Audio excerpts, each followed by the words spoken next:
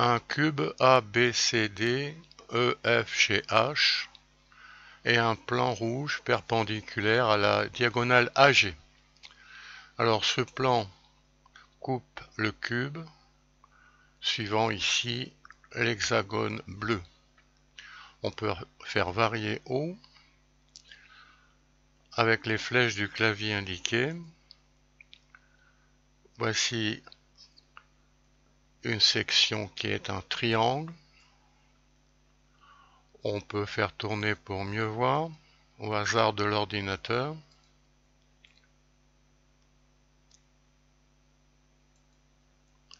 Remise à zéro. On peut aussi voir en vraie grandeur, c'est-à-dire que le triangle va se mettre dans le plan de l'écran et on jette un œil au-dessus par G. Remise à zéro.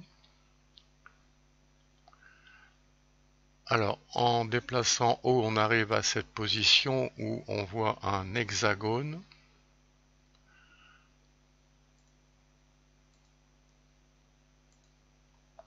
Remise à zéro, en vraie grandeur.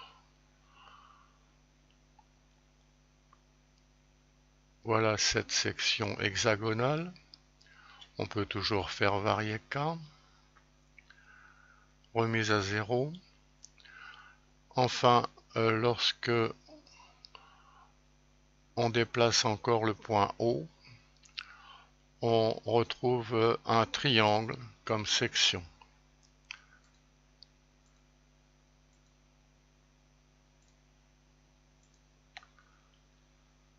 En vraie grandeur.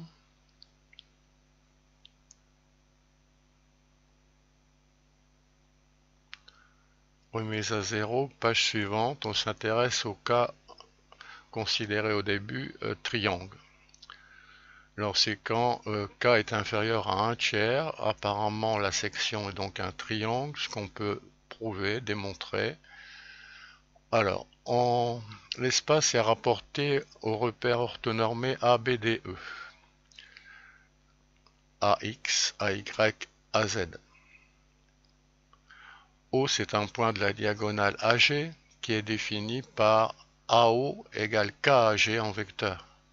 Par exemple ici, AO c'est 0,2 AG. Les coordonnées de O sont donc K, K et K. Le vecteur AG a pour coordonnées 1, 1, 1 et on sait que c'est un vecteur normal au plan. Donc que ce plan a une équation cartésienne de la forme 1x plus 1y plus 1z égale d. Voir le cours, où d peut être calculé ici en écrivant que le point O est sur cette droite. Alors en remplaçant x, y et z par k, on arrive à x plus y plus z égale 3k qui est une équation cartésienne du plan. Ensuite, le plan coupe la droite AB au point IAB qu'on voit ici. Cette droite AB a pour équation y égale 0 et z égale 0. L'intersection avec le plan est trouvée. En remplaçant y et z par 0 dans l'équation du plan, on trouve que l'abscisse de IAB c'est 3K. Par exemple ici, l'abscisse de IAB c'est 0,6. De la même façon, la droite AD a pour équation x égale 0, z égale 0.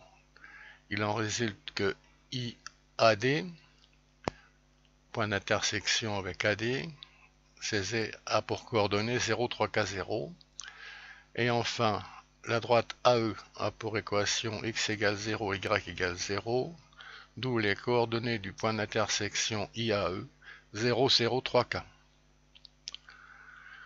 Dans cette étude, K est inférieur à 1/3, donc 3K est compris entre 0 et 1, ce qui démontre que IAB, IAD, IAE sont bien des points des arêtes. D'autre part, on peut calculer la longueur d'un côté du triangle. Bon, on le voit directement sur la figure. IAE, IAD, c'est l'hypoténuse d'un triangle rectangle de côté 3K. On en déduit que la longueur de IAE, IAD, c'est 3K racine de 2. Le calcul pour les autres côtés donne le même résultat, ce qui démontre que la section est ici un triangle équilatéral. Le périmètre, c'est 3 fois 3K racine de 2. Page suivante, le cas de figure correspond à K compris 1 tiers et 2 tiers. On a affaire à un hexagone. Alors le calcul est analogue. On montre que chacun des points d'intersection avec BC, BF, CD, DH, EF, EH sont des points sur les arêtes. Et le calcul d'une longueur est fait ici avec la grosse artillerie. En appuyant sur ce bouton, on peut arrêter la vidéo. On retrouve ce calcul, la longueur de IBC, IBF au carré, c'est la différence des abscisses au carré plus la différence des ordonnées au carré plus la différence des côtes au carré. Grosse formule qui doit être connue. On en déduit ici que la longueur IBF, IBC, c'est 3K-1, le tout racine de 2. Alors, faire attention, 3K-1 et 1-3K en même carré, mais on ne peut prendre que la racine carrée, c'est nécessairement positive. Par exemple, 9, c'est le carré de 3 et de moins 3. C'est 3 qu'on va considérer ici quand on a affaire à des longueurs, le nombre positif. Alors le calcul pour une autre longueur est donné encore ici. On peut arrêter la vidéo. Et on a ces résultats. Il y a 3 côtés de même longueur. 3K-1 par racine de 2. Et 3 autres côtés de même longueur. 2-3K par racine de 2. On remarquera qu'en ajoutant les 6 longueurs, on trouve que le périmètre 3 racine de 2 est constant. On peut aussi remarquer que lorsqu'on fait 1,5, K égale 1,5,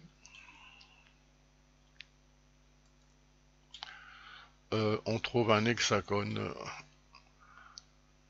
régulier.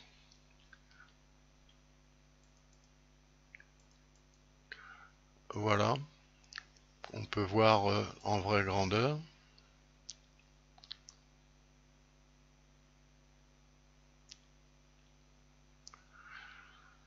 RAZ. Page suivante. Alors, dernier cas de figure. K est compris entre 2 tiers et 1. Calcul analogue. On peut arrêter la vidéo. Et on trouve dans ce cas que on obtient un triangle équilatéral dont les côtés ont pour longueur 3 par 1 moins K.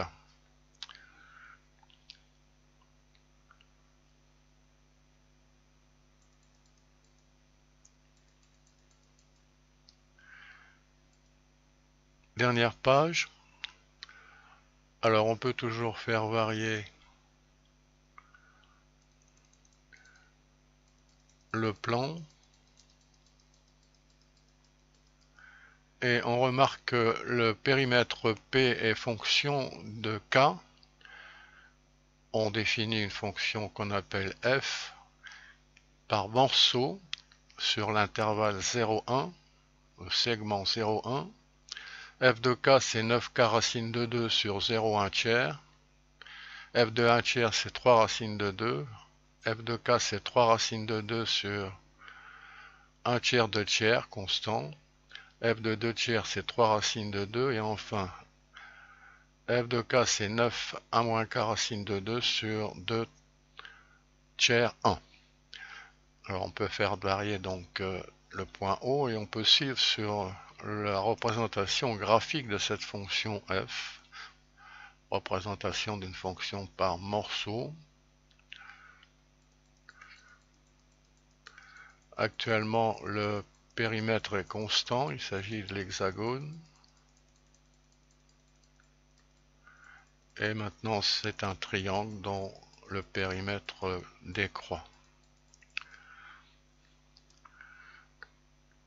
Bien, cette vidéo est la présentation d'un programme interactif en Flash qui est toujours accessible par le lien qui est sous cette vidéo.